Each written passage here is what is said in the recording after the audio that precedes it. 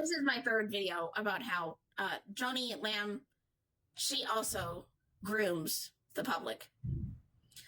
One thing I'd start off with is making it that somehow this whole issue with Jonathan and Susie coming out, rather than wanting to get to the truth when they've shown themselves not to want to be very reluctant to do the third-party investigation, get to the truth, that somehow this is an attack from the devil, after she was the one who was cursing Jonathan's family. That the certain tactics that Joni does as a Jezebel is similar to certain tactics that a pedophile might do with a child. And Vanessa Johnson talked about how pedophiles groom and brainwash children, because there's an element of narcissism to both in the Jezebel and the narcissistic person, and in the pedophile. Narcissism and that manipulation is the same: the lack of accountability, the lack of empathy for others, the playing victim, the lying, the manipulating, the charming, the threatening. A pedophile very much charms a child with toys, candy, special compliments, building trust. They'll use charming a child to try to make them comfortable and bring their guard down. That they're like disarming them. You can see Joni in her PR interview that blew up in her face, attempting to charm, feigning transparency.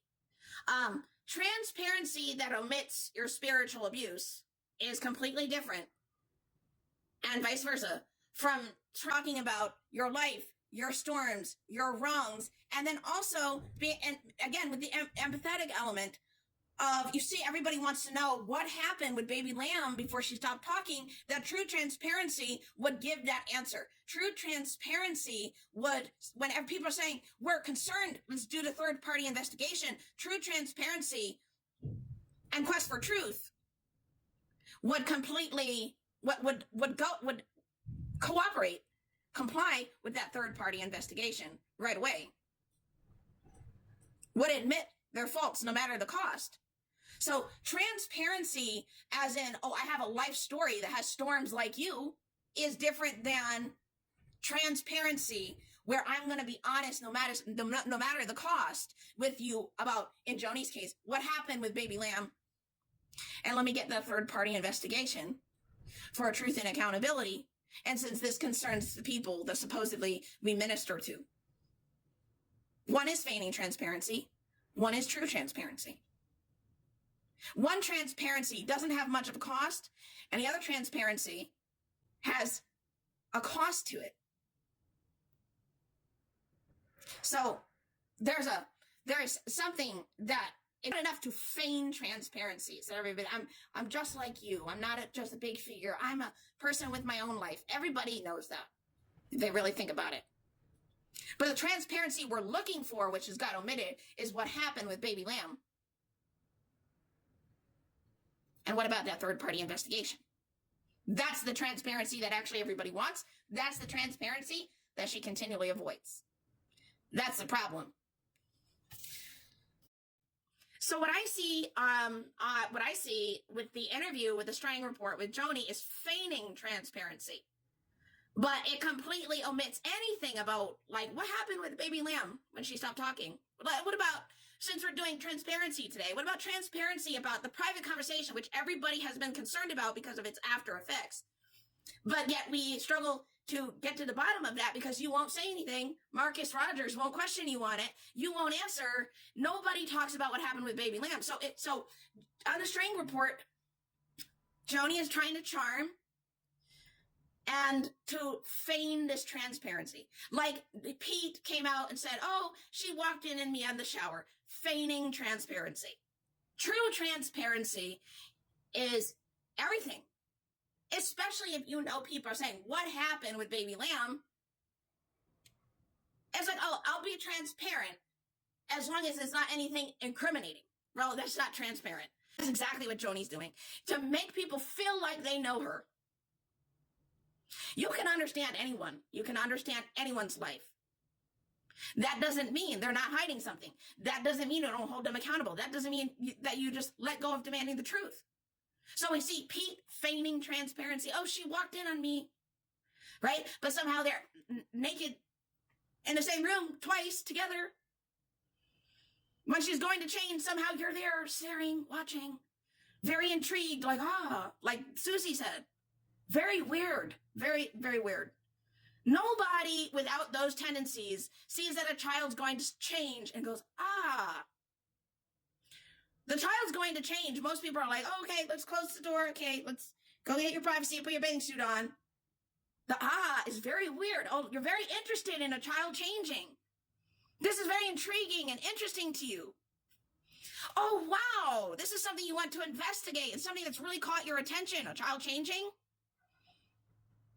Weird.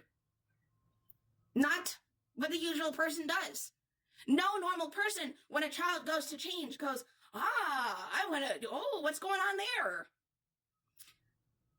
It's a normal response of normal people that if they even caught a young child changing, put their head away, want to respect the child, give them privacy. Let me close the door now. I've had that happen. Like I'm around children, they're going off to change. I'm going to close the door, okay? You go to the bathroom. I'm going to close this door. I'll wait outside. Things like that. Right? So back to the feigning transparency. Somehow he walks in the shower. She sees him full frontal. And then somehow when she's changing, showing great interest and intrigue and curiosity. And somehow they end up naked together. Right? But, I just wanted to let you know, I wanted to be transparent with you, just like Joni. Hey, I just wanted to be transparent with you that I have trials too. Like, forget about that audio that you heard. Forget about what Jonathan is saying. Forget about that. Forget about the fact that I never answered what happened when I was the last person to talk to the alleged victim. Let me derail for a second and just show you how transparent I am. Let me virtue signal for a second, right? That's the charming.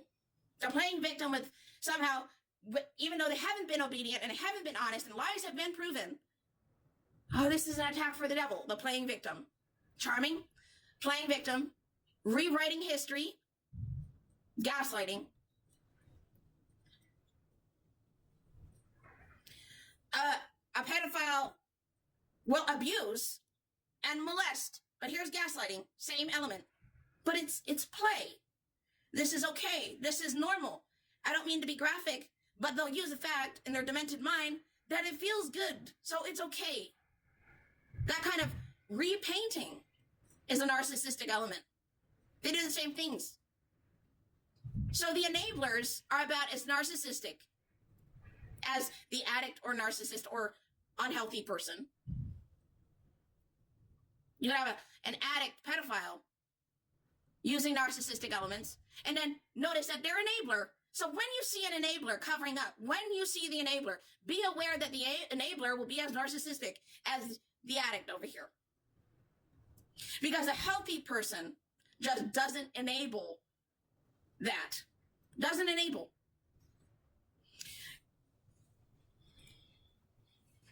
The threatening. They're going to sue anyone. Don't you dare speak out against Daystar. Don't you dare. You're a bunch of cockroaches and stuff. The pedophile use the same kind of guilt tripping. You're bad if you say anything. You're bad, right? They'll tell the child that they're bad. The elements are the same. They share the same characteristics. That's why you see them together covering one another. They'll be no different from one another because the two agree. Their narcissistic nature causes them to agree.